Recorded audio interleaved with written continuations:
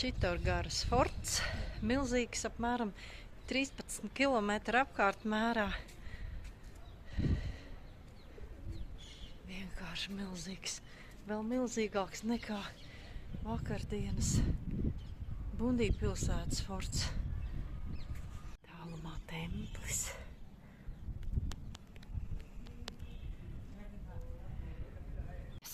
This place, beautiful.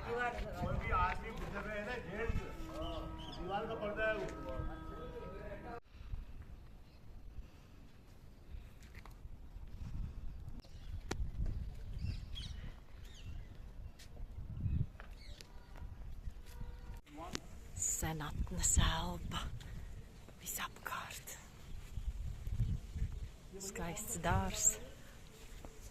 Mazganešs templītes lūkšanas vieta. Izstās taisīt mūsdienās. Un blakus senatne.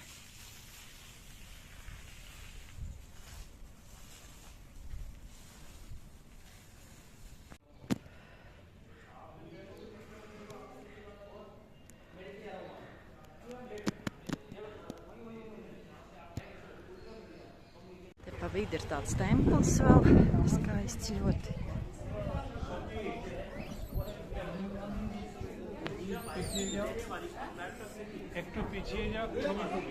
Tāds sens templis.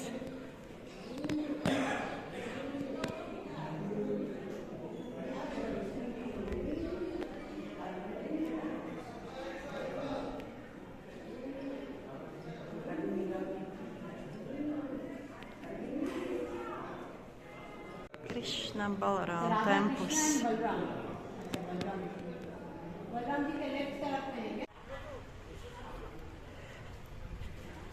Mērkaķīši. Jāskatās, ka telefonu neizrauj.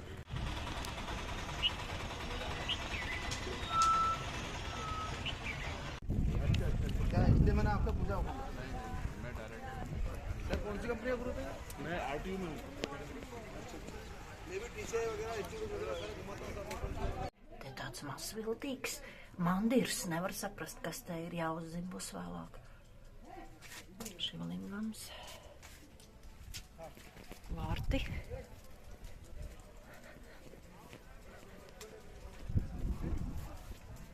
Ļoti sens te kaut kas ir, nu ļoti sens.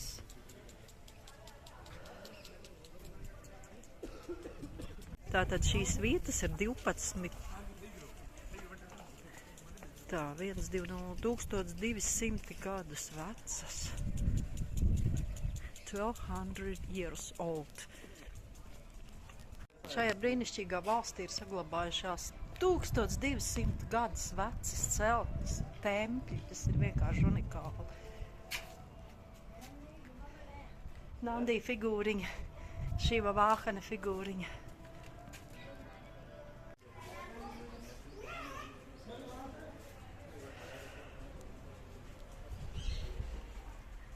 Te ir bijis altārītis savā laikā.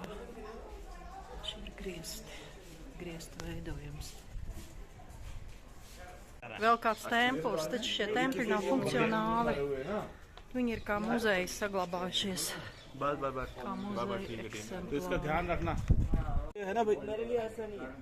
Samadhīšvara templis.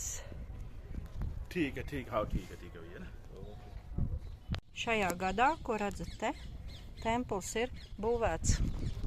Šis te templis, Šivas templis. Nosaukumu es jau minēju. Te ir Ganešas templis, Ganešas templis. Vecs zilonis. Un profesors Rakešs, kas man ir kā gids šodien un palīdz man, kas palīdz man iegrimt senatnes elpā.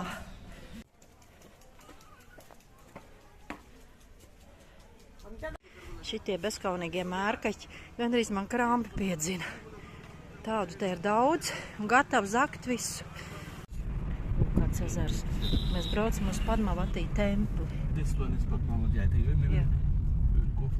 Kalī templis, bet tā īsti nedrīkst filmēt, jo es tā aiz stūra faktiski turu to fotoaparātu, jo te ir pilns ar mērkaķiem, kur ir gatavi tev acis no pieres izraut ārā. Vēl viens Indijas arheoloģiskais templis vai vieta, vēsturiska vieta, Padmavatī templis. Varbūt kāds ir redzējis filmu, kur sauc Padmavatī. Tā diezgan traģisks stāsts, mīlas stāsts.